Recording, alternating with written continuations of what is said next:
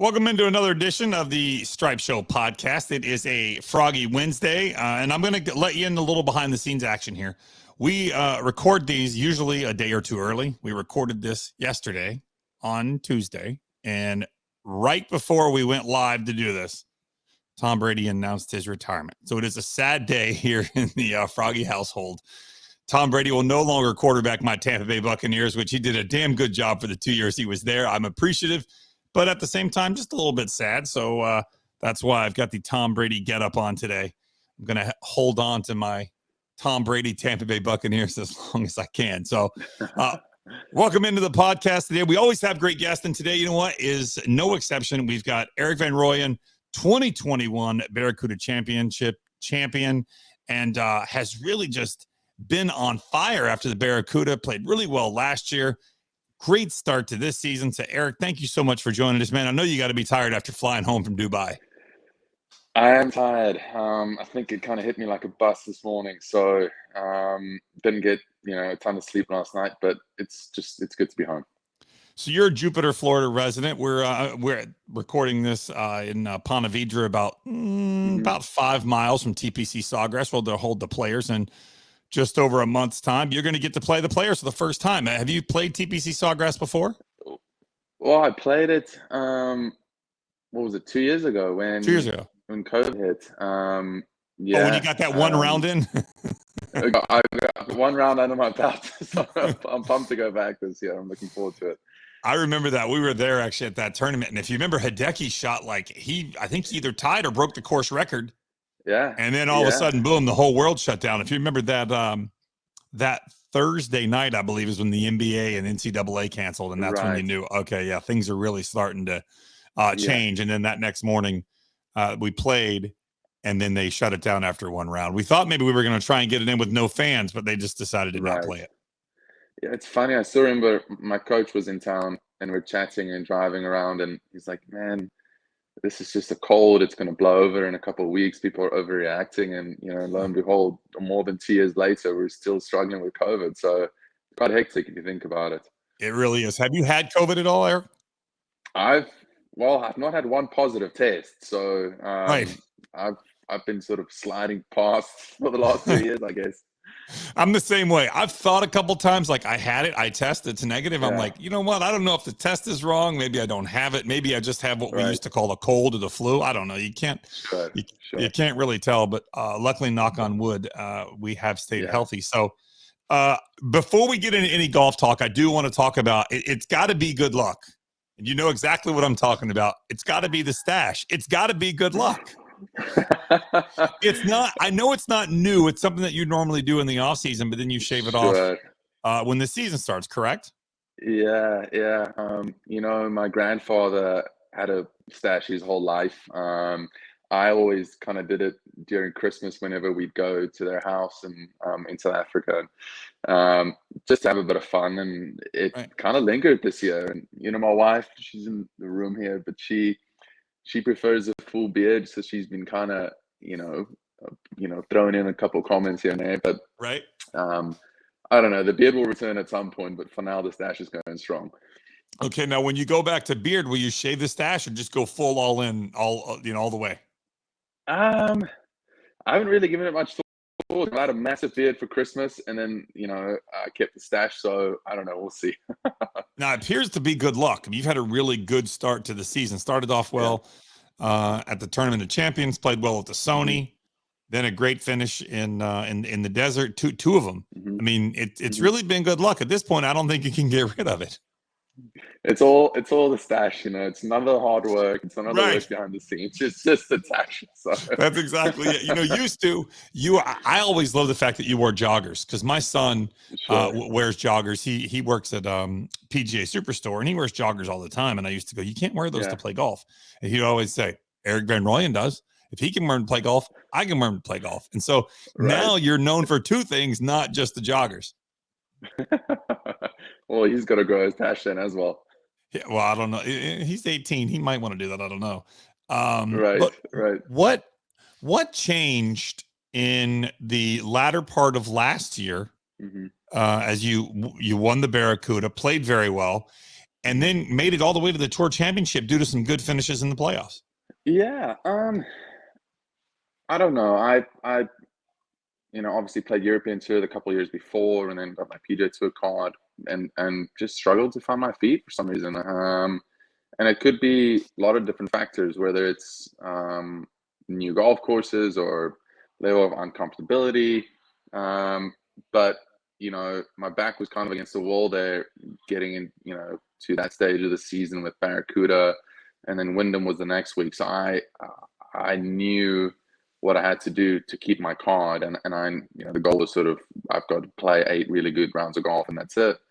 And if I look back at my career, whenever my back's been sort of against the wall, I found a way to get it done. And that was just one of those moments where I squeezed it out. And all it takes is a little bit of confidence, and you're playing the golf you can. And I did that through the playoffs. So really excited.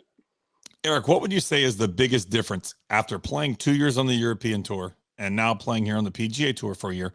What is the biggest difference between playing on the two tours?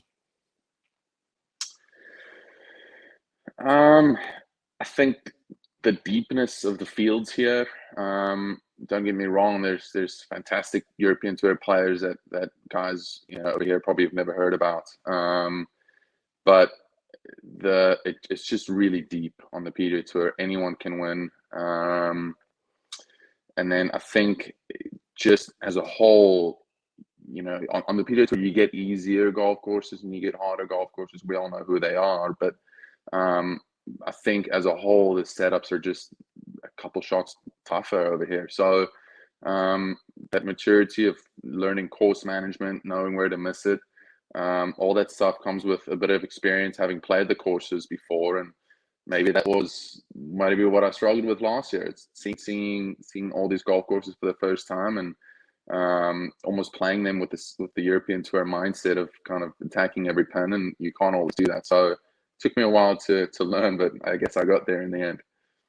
When it comes down to making decisions on holes and like you said, going at pins versus not going at pins, and taking a risk and not taking a risk, it kind of takes me back to round 4, Dubai, where you were just this past weekend, and Rory shot on 18. The risk reward there. Had you been in that position, would you have gone for the green in 2? Because watching as a fan, I felt like, okay, he could win it here, but he could also lose it, where he could have laid up, got on the green. The worst that's going to happen, he's going to go to a playoff and then have a chance.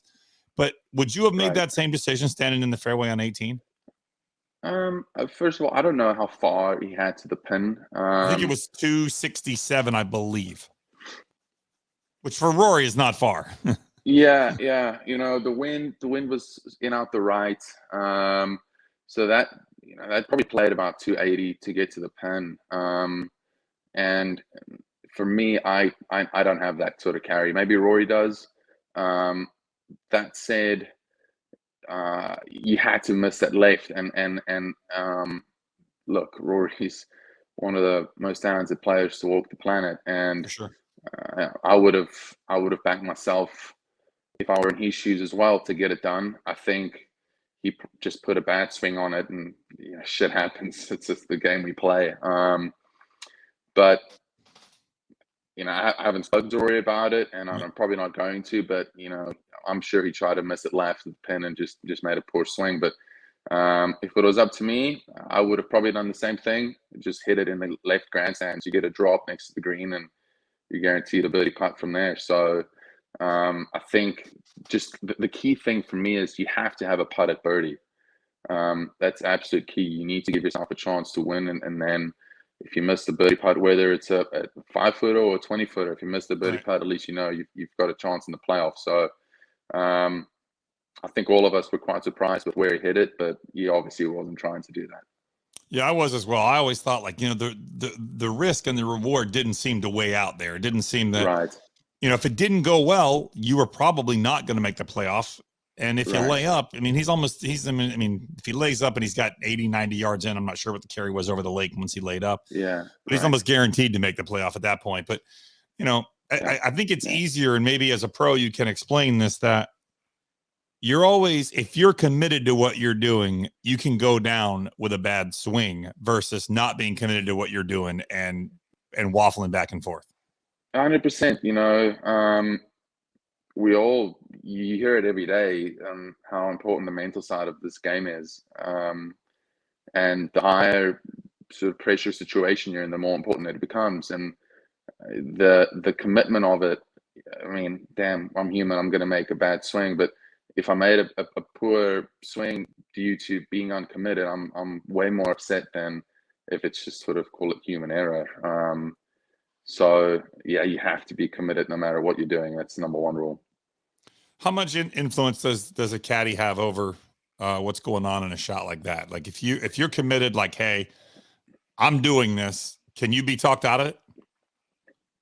Oh yeah, 100%. I can be talked out of it. And I think it's so important to have someone on the bag that you trust implicitly. Feely, well, his name's Alex, nickname's Feely. He's my caddy, and we've been friends. We played for Minnesota together, and great player in his own right. And he knows my game almost better than I do. So there's been moments this past weekend where he was like, dude, I really think we need to hit this ball here. I think it's going to give you the best chance. I don't think that now's the time to be aggressive, where I want to keep, maybe take on something more than he wants me to. So I don't know what Harry's influence was in that moment for Rory, but yeah, I mean, obviously Rory is upset that he hit it in the water, but I think if you ask him if he would do it again, his answer would probably be yes. Right. Yeah, I agree 100%. And we saw it Yeah. last year. Rory had hit a shot left over a creek. I believe it was in Charlotte. He had hit a shot left over the creek, and he was going to try it and just like go for it. And he talked him into chopping it out, and it ended up paying off. He won the tournament. So you have seen times where the caddy does take over, and I just didn't know if that's the same relationship you have with your caddy where, hey, 100%. probably not making the best decision here. 100%, and that's why he's on the bag. I want him to have the license to step in when he feels like it's necessary, no matter the situation. Yeah, because some guys don't want that. They want a yes guy. They want somebody to just like, hey, hand me that club. Hey, yeah. But you can't do that. You better to have a cooler head who prevails. Be honest, 100%. Be honest with me, and I think that's the most important thing, because I know that whatever decision whatever he says, I know it comes from the right place. He wants me to obviously play great golf as well. So I'm never gonna sort of step on his toes or be upset for him just being honest with me and wanting to play well. So tell me what you think. At the end of the day, it's still my job and my responsibility to either go with it or do what I think is best. Right. I mean, you had a great finish there at T4. And now this week, a lot of players have gone and they're playing in the Saudi event on the Asian Tour this week. And we know that the PGA Tour is playing the AT&T this week, the Pro-Am.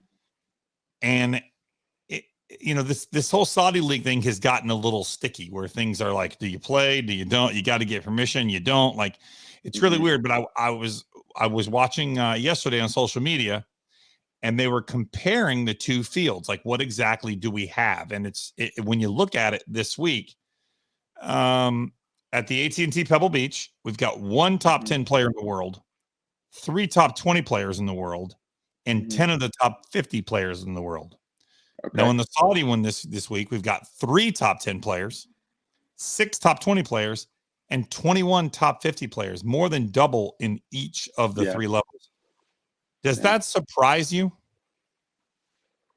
Money talks, doesn't it? It does. Yeah,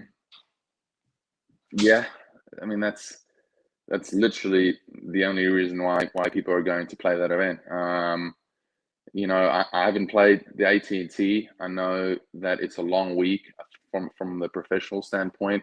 I've played the Dunhill Links, which is the equivalent, I guess, on the European Tour, and over there it's 5.5 hour rounds.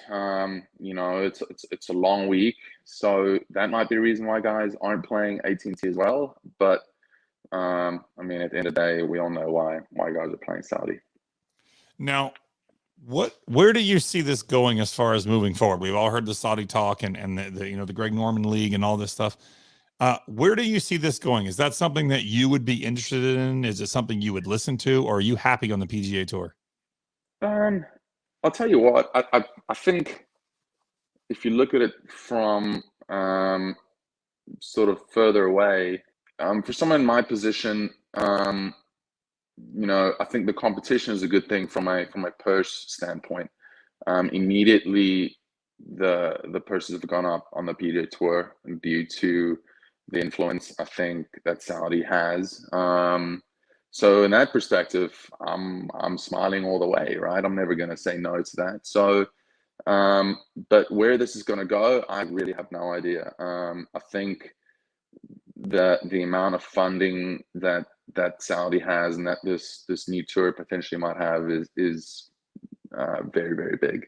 So what's going to happen? I don't know. If you've got, let's say, for example, you've got 30 out of the top 50 guys in the world committing to this new tour, I don't know what the PGA Tour and the R&A and Augusta and the major champions, I don't know what they can do.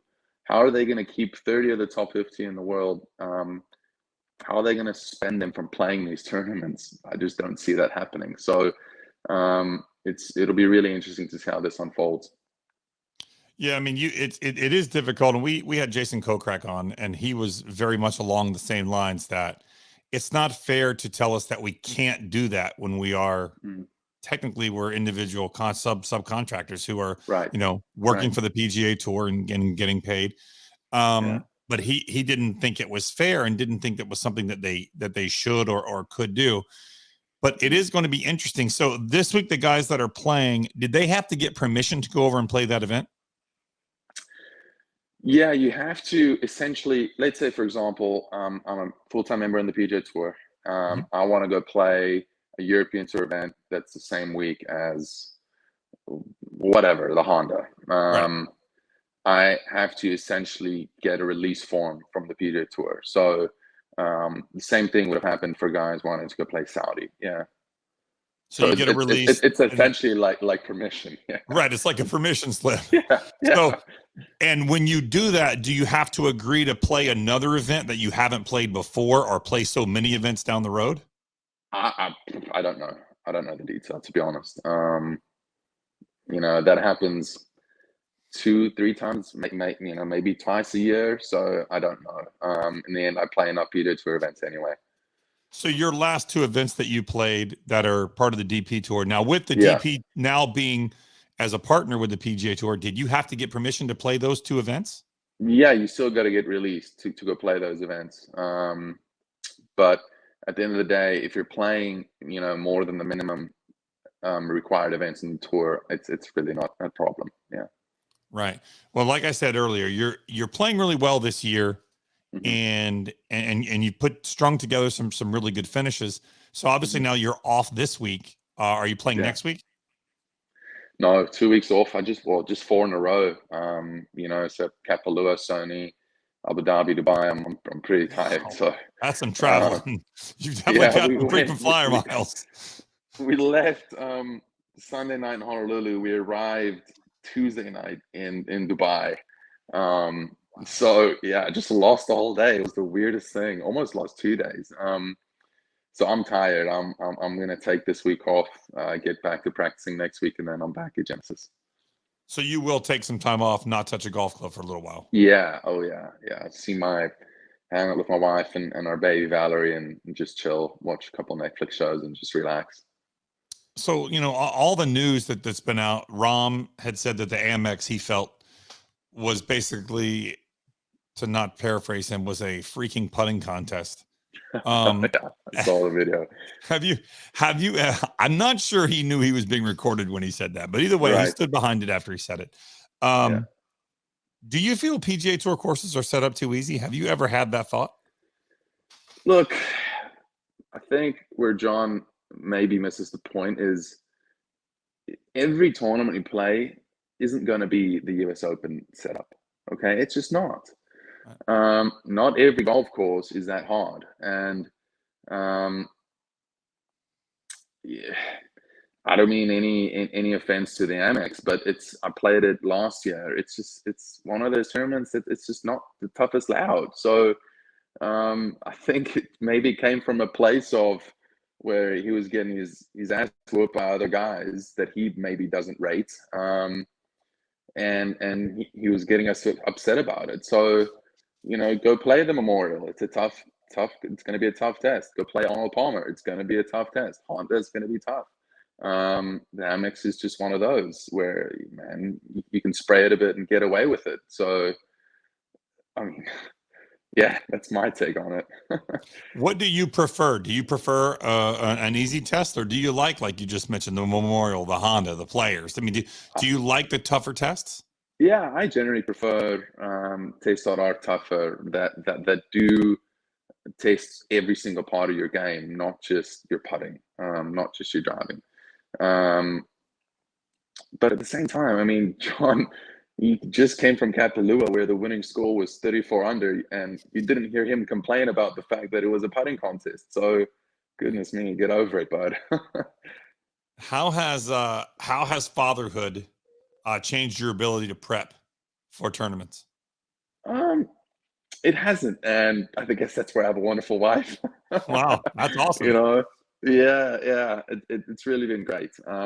We've been lucky enough on two occasions to bring her parents with. Um, they obviously love being at tournaments as well, but then at the same time, they love seeing their granddaughter. So it works for everyone. That's happened once or twice. And at the same time, here at home, like now, I've got my week off. I'm gonna spend a lot of time with Valerie and do my part. Change diapers. Give her a bottle.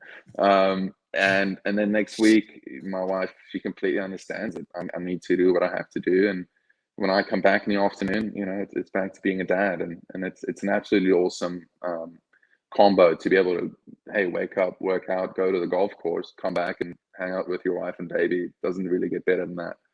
It is definitely, but it is a juggling act, and it obviously is one Yeah, that you've been able to figure out a way. And obviously, she's super yeah, cool by being helpful and not just going like, right. "Hey, you've been playing golf all day. I've been," because I can totally see it going No, that way. yeah, but at the same time, it's she understands that it's not my hobby.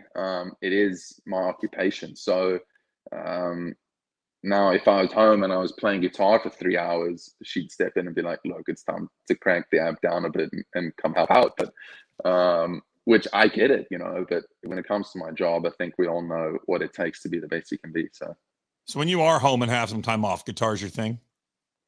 I just played for about 2 hours. Yeah. Really? Valerie was sleeping. Rose, my wife, she went on a run, and I was like, "Okay, let's light it up." Yeah.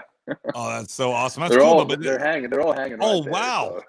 So yeah. Wow, nice. All four of you guys. Do you Yeah. have more than just those? Then There's another one in the corner oh, there. there we go. So, Six. Okay. I've got a few, and then I've got a couple in South Africa as well. I'm actually the Monday of Genesis. I've got this day that we've managed to set up with Fender, and I'm going to the headquarters there in California. So I'm really stoked to do that. Yeah, That's super cool. Now, do you yeah. do you ever play in a band with guys? Or, some other guys, and No, no. In high school, we had a sort of a bit of a cover band going. It was just for fun, but I don't know. I guess if I met some guys here in Florida that want to jam, hit me up. But it just hasn't happened yet. So all right, there you go. If you're listening to this podcast and you're in the Jupiter area, there you go. And that's you will it. need somebody to jam with. I think We need a Erik. drummer and a bassist and someone that can sing, and away we go. Can you sing or no? Or are you out on that one? I I can make noise. I don't know if I call it singing.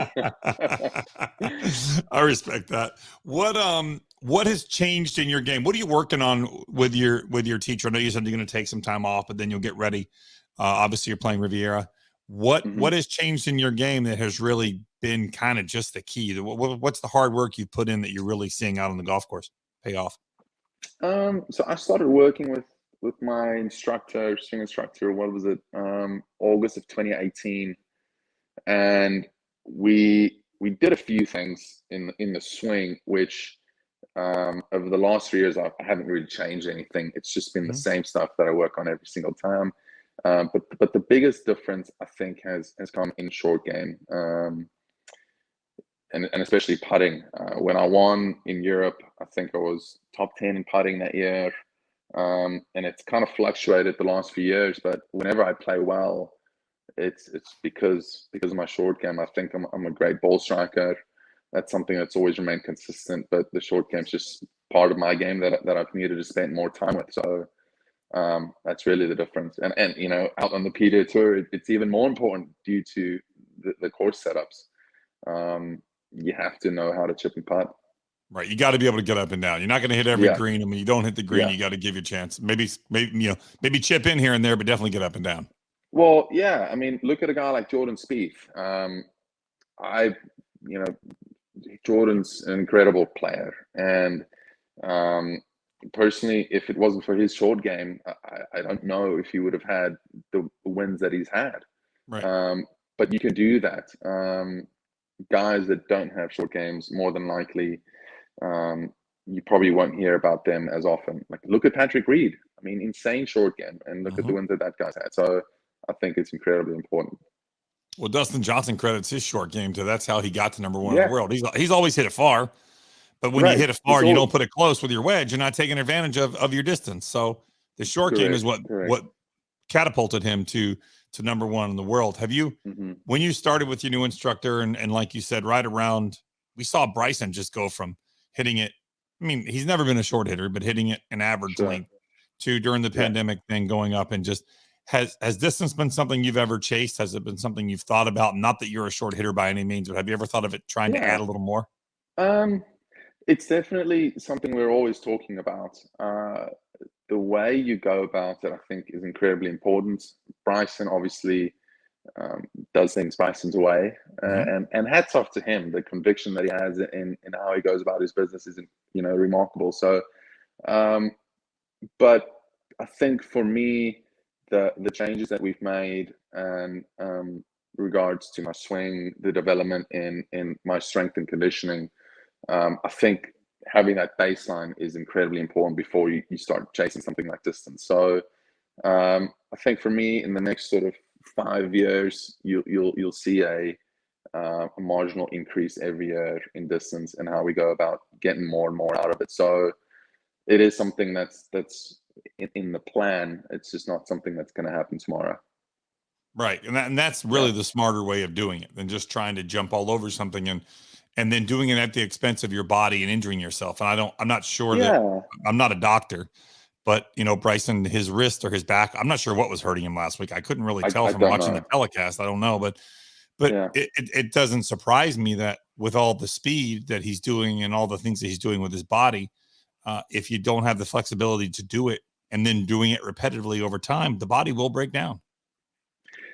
Eventually, something's got to give. I obviously don't know what kind of workouts he's doing. But you know, I don't want. I think to be a champion golfer, you need all the different puzzle pieces, from being sound mentally to being a good putter, a good short game. You know, we can go down the list, and I certainly don't want to sacrifice something purely to get another 15 yards. Right, which Rory actually came out and admitted that he did. He said he chased distance, and it was to the detriment of the rest of the parts of his golf swing, and that he went backwards. And so, I think it's very smart. He's the last guy that needed to go hit it further. I mean, he hits it, you know, plenty far enough. Yeah. Right. But what he saw at the U.S. Open, he's like, okay, maybe I need to do that. But you're exactly right. When you subtract from others to add to that, you're really at the end you've lost. Right. I mean, what got you? You know, if you look at Rory, what got you to number one to begin with? And don't try and sacrifice those things. I mean, you're too good. And at the same time, it's one tournament. You know, it's Winged Foot where Bryson won. It doesn't mean he's going to win the next 6 US Opens.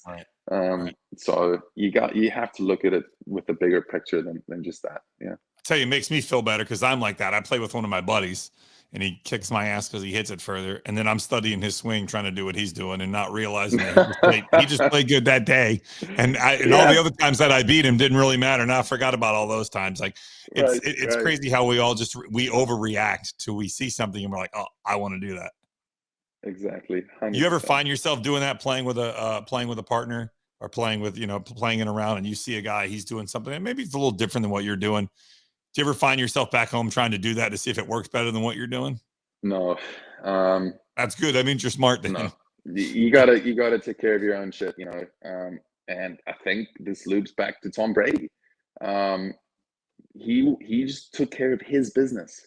Mm-hmm. Um, you know, I'm no football genius, but he wasn't the fastest guy No. ever. Um, what did he go in the sixth round of the draft? And Yeah.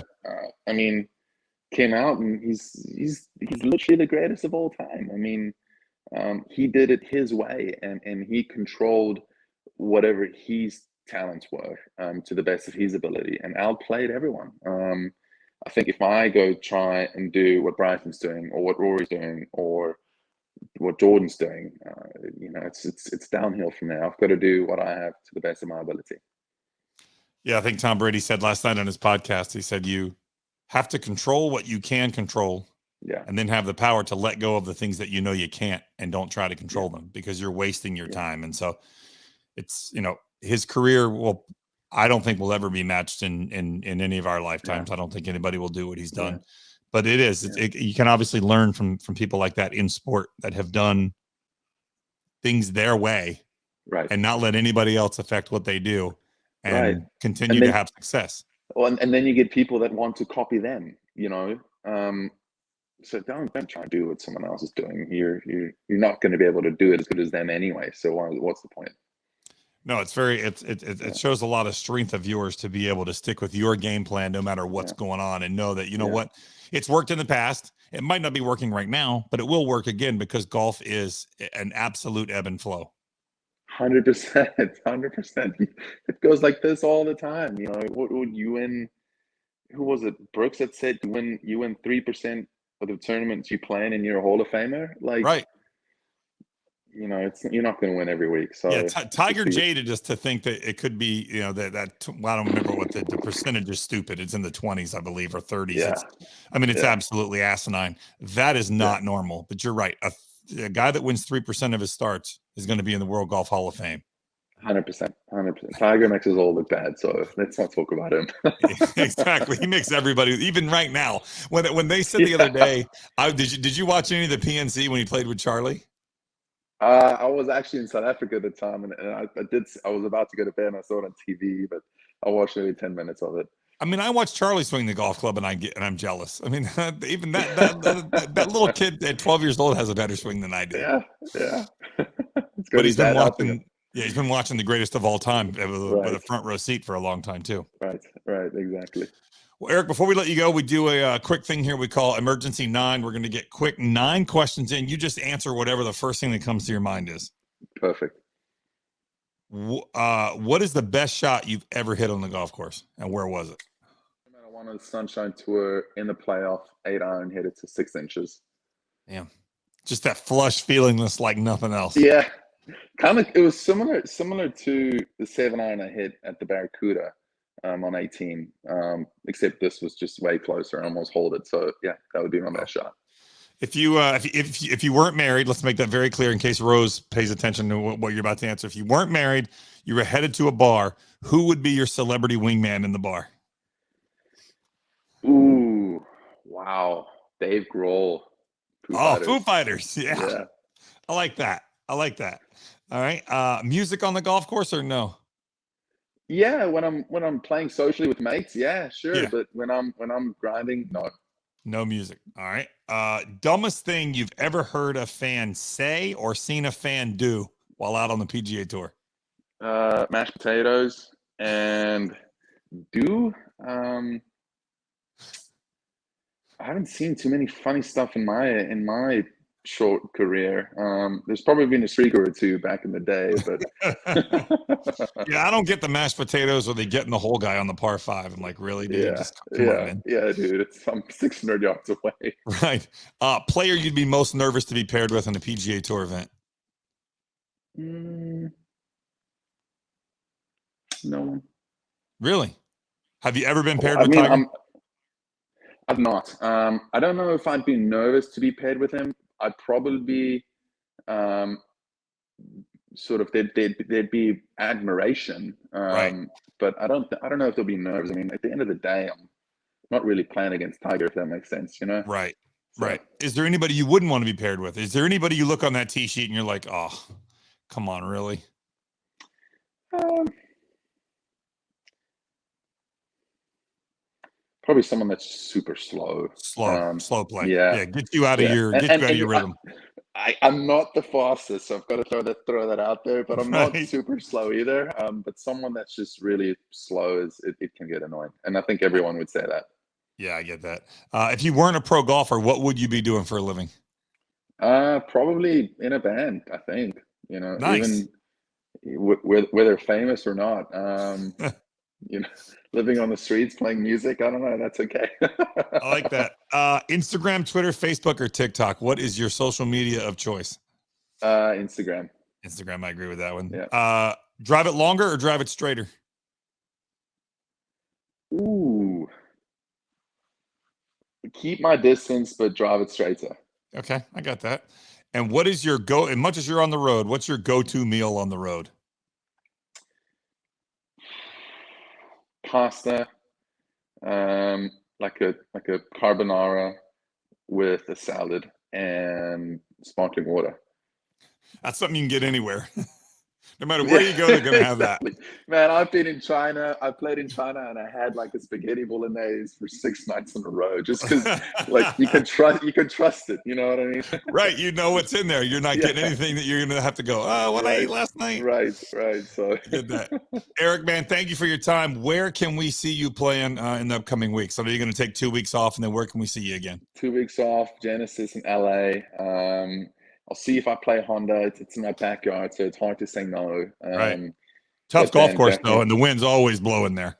yeah. So you gotta have your wits about you. Yeah. And then Arnold Palmer and Players. Nice. So Orlando, and then right here in beautiful Ponte Vedra. I'll tell That's you, it.